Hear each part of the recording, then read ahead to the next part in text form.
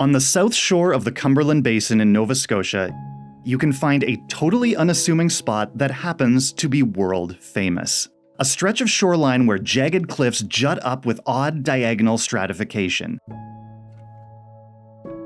And year after year, as coastal winds, winter frost, and the Bay of Fundy's massive tides scour them back, they reveal their 300-million-year-old secret. Originally Joggins, a Mi'kmaq name meaning place of the large fish weir, it's been anglicized to Joggins. Joggins' secret begins with the black coal seams that drew early colonists here. Samuel de Champlain uses this coal in his forges at Port Royal as early as 1603. Coal mines have been springing up at Joggins ever since. This headland is in fact called Coal Mine Point. Coal-rich rock is obviously not unique to Joggins, but it is a sign for geologists to take an interest in the area. After a few preliminary surveys, the one that really puts it on the map is in 1851, by the Canadian William Dawson and the Scottish Charles Lyell. And these two are a big deal. Dawson is credited as being the first Canadian scientist of international renown. Charles Lyell, meanwhile, wrote the incredibly influential Principles of Geology and is close friends with one Charles Darwin, and Joggins is going to change their lives. Because Charles Darwin has got a real problem with coal. Specifically, where did it come from?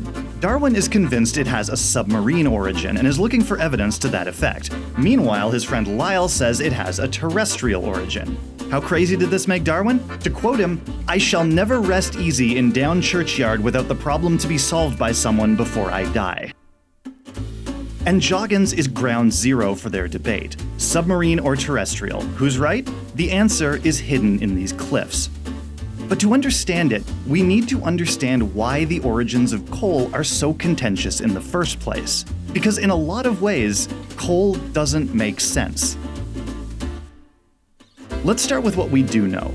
Coal is the result of a dizzyingly lengthy process even in geologic time. Step 1, a lot of plant matter has to die. And that plant matter has to come to rest in a very specific environment that keeps it from decomposing due to acidity and lack of oxygen.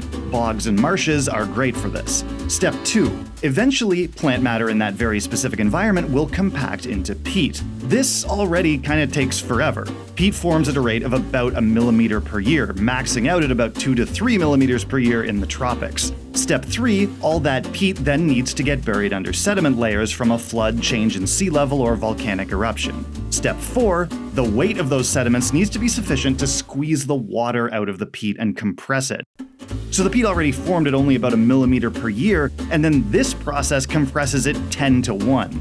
Step 5. Once this compressed peat has been pushed 3 to 4 kilometers down, it's subjected to enough heat and pressure to trigger chemical reactions that finally produce coal.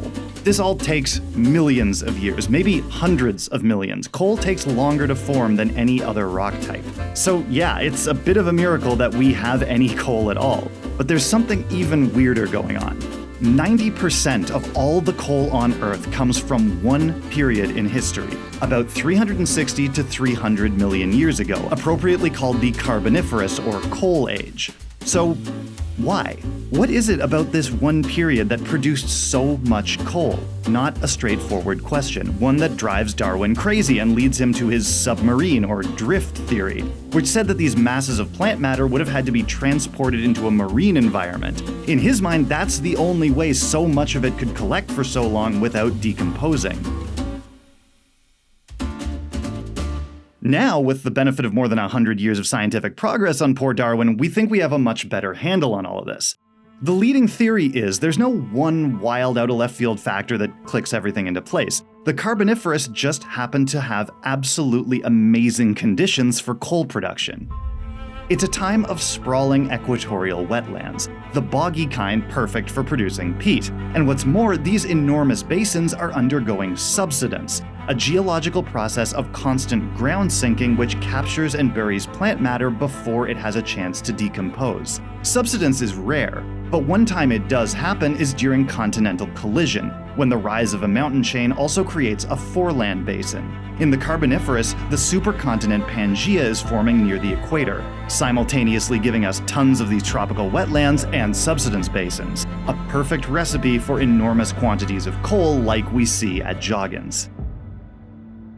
Darwin, of course, doesn't know any of this. They're still grappling with the basics of where coal originated. Again, he says underwater, Lyell says on land. But here, at least, Joggins can provide them with an answer. Because in amongst the coal seams in the cliffs are some pretty startling fossils. Upright tree stumps, incredibly well preserved where they grew, some with their root systems still intact. And it's these upright in situ trees among the seams of coal that help provide the evidence. They were clearly growing here, which means coal must have a terrestrial, not submarine origin. Problem solved. Darwin can rest easy in Down Churchyard. But we are just getting started. Because those same fossilized trees are hiding another secret. One that will be instrumental in Darwin's better-known theory, that whole evolution thing, puts a final stamp on the coal theory, and makes Joggins one of the most important fossil sites in the entire world. And that is what we'll be finding out next time.